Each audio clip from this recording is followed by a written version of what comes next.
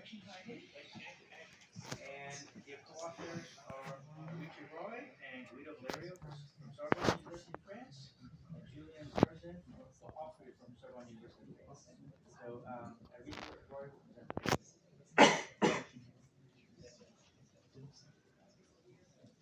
Thank you, Professor, for this nice introduction. So, welcome to the talk titled the Meander Leaky Wave Antenna with Open Stop and Suppression for millimeter wave direction finding. So, when we typically communicate in the millimeter wave band, we use narrower beams to cope up with the free space path loss, and typically we steer the beam at different directions. So, when we want to communicate, before that we need to know where the user is. So for that we need to actually sequentially scan the entire space. Now if the beam is too narrow or the scanning space is too high, in that case the sequential scanning will cause a lot of timing, which may be reflected as a higher latency in the system. So instead of scanning the space with the typical phased array antenna, we use a leaky wave antenna. So the leaky wave antenna actually produces multiple beams which is diverted at different angles as a function of frequency. So in that case, we can potentially produce multiple beams at the same time. So we can scan the entire space at just a blink of eye. So in that case, possibly we can implement a low latency direction finding system. Once the direction finding is done, we can proceed to the communication using the phased array antenna. So what's the beauty in the leaky wave antenna? It's nothing but a wave guiding system which radiates in the air or leaks power in the air through some radiating slots. And the direction of radiation is actually proportional to the beta of the wave guiding structure. Now as we change the frequency, this beta actually changes, and as a consequence of it, the angle of scanning also changes. Now our objective is to increase the scanning speed or the scanning velocity, because for any application the operating bandwidth is defined and we want to maximize the scanning over that bandwidth. So for that purpose we actually require a medium or an antenna that has a fast changing beta value. So we want to design an antenna with a high dispersive structure. So as a solution to that, we have proposed a Meander waveguide unit cell. So here is the outline of the talk. First I shall introduce the unit cell.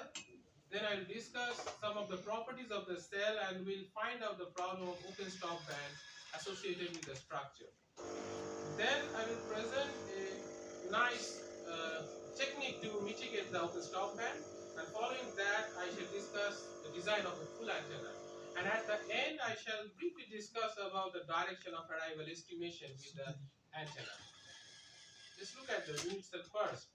So it's a very simple geometry which consists of a rectangular waveguide patterned in a meander shape. It has a height of h and periodicity of p. Now, as you all know, the input and output voltage waves across the unit cell are just connected by the alpha and beta values. And therefore, the longer the unit cell, or a unit cell with a higher H, will have a higher total phase shift, and therefore we can get a better dispersion. To get a qualitative understanding of this, we have considered two cells of two different heights, H1 and H2. And as you can see, H2 is more than H1. So since H2 is higher than H1, the total path length for the second case is more. And as the total path length is more, the total phase shift is also higher for the second case. But for both of these cases, the unit cell dimension or the unit cell periodicity is the same. Therefore, for the second case, we have a higher phase shift per unit length. That means for the second case, we have a more dispersive unit cell. Now, to see these things by numbers, we have actually simulated the structure. Here is the Brillouin diagram for height is equals to 18 millimeter. As you can see, there are multiple spatial harmonics existing over a considered operating band. Now, if we sequentially increase the height of the meander, we can see all the bands all the spatial harmonics are basically squeezed over narrower frequency bands. That means if we use a meander with a larger age, the beta changes faster with frequency. So with this structure, actually simply by increasing the height of the meander, we can implement a high dispersive unit cell. Now we use this unit cell to implement an antenna, but before that we have considered some practical parameters. We intended to design an antenna for a 5G new radio FR2 band for a bandwidth of 400 megahertz, and we intended to scan a field of view of approximately 90 degrees. So the field of view from minus 45 degree to plus 45 degree is intended, and for that we have considered the -1 harmonic. Now how can we get the -1 harmonic? We can simply get the -1 harmonic by playing with the periodicity of the radiating slots, as you can see clearly in the picture. So here is a Brillouin diagram considering a meander height of 36 millimeter with a periodicity of 5.4 millimeter. The simulated responses are extracted from both eigenmode as well as S-parameter resolutions, which matches quite well with each other. I have marked 3 points, the bottom and top points. Those actually the ranges where we get a -45 degree to plus 45 degree of leaky wave scan. But at the middle, at approximately 27.2 gigahertz, we have the problem of open stop band, because at this point the forward and backward harmonic intersect. So there are some detrimental effect of this open stop band. If we look at the alpha or the leakage constant value of this unit cell, you can see that the alpha value significantly is reduced at the OSB frequency. Now due to this reduction, the overall leakage will be affected, and as a consequence of it, the radiation efficiency and the antenna gain will be affected. In addition, the flatness of the gain response with frequency will also be affected. Therefore, here we have proposed a technique to mitigate this issue. What we have done, we have simply placed a cylindrical pin on the wall of the meander waveguide. It has a radius, certain height, and it is just placed below the radiating slot. And here are the simulated results without and with the pin. We have numerically optimized the placement, radius, and height of the pin. And in the result, what we could see that the leakage is improved this time.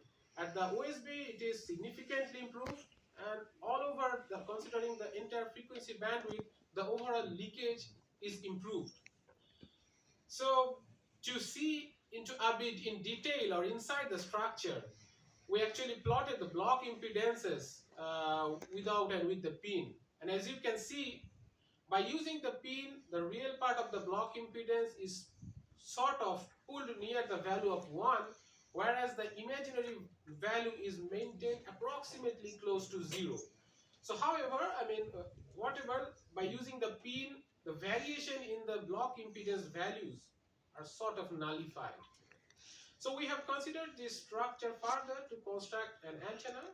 In this antenna, we have considered 10 radiating slots. And here you can see the radiating slots and the open stop and suppressing pin in the inset. Due to the placement of the slot, the scanning is actually performed on the E field on the antenna. So here are the finalized antenna response without and with the OSB pin. As you can see in the impedance matching, when you don't have a pin, the impedance matching is really bad due to the open stop band. Whereas when we introduce the pin, the S11 is less than -10 dB over the considered frequency range. We can see this effect more prominently when we look at the radiation efficiency of the structure. The null or the degradation in the radiation efficiency is completely overcome. At the same time, the overall radiation efficiency is maintained approximately along a flatter locus over the considered frequency range. If we look at the radiation patterns, we're actually able to scan between minus 46 degree to plus 44 degree over a frequency range of 400 megahertz. So we have achieved a significantly nice scanning rate considering the structure, gain, and the bandwidth. So if we look at the envelope of these radiation patterns, which is nothing but the gain versus a frequency plot, we have a maximum gain of approximately 11 dBi, and the beauty is the gain variation is also restricted of approximately within plus minus of 1 degree. Now let's look at the system perspective of this antenna.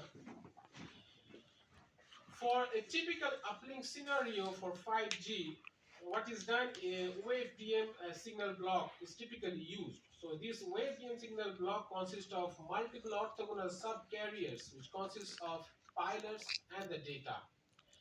So when this block is accepted by an antenna, so the antenna actually performs a spatial filtering of the signal and accordingly generates an outcome. So this outcome is nothing but the dot product of the antenna response vector and the input signal. Now when we try to find the location of the user, or where in the direction finding phase, we just transmit the pilars. We are just interested at the pilars. So the output is nothing but a scalar multiple between the pilars and the antenna array vector. If we look at the envelope of this receive vector, what we can get is nothing but the received signal strength. Now we can use this received signal strength vector to find out the location of the user.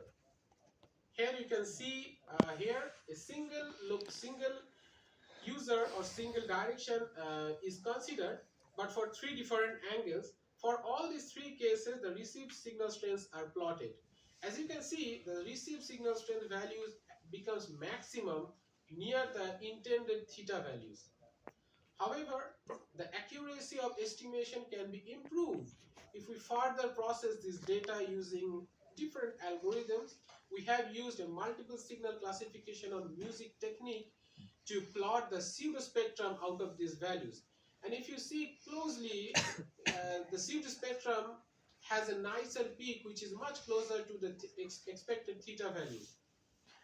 To have a quantitative analysis or quantitative understanding, you can look at the table which consists the root mean square error value for these two cases. What you can clearly see by using music, we have a very less amount of error.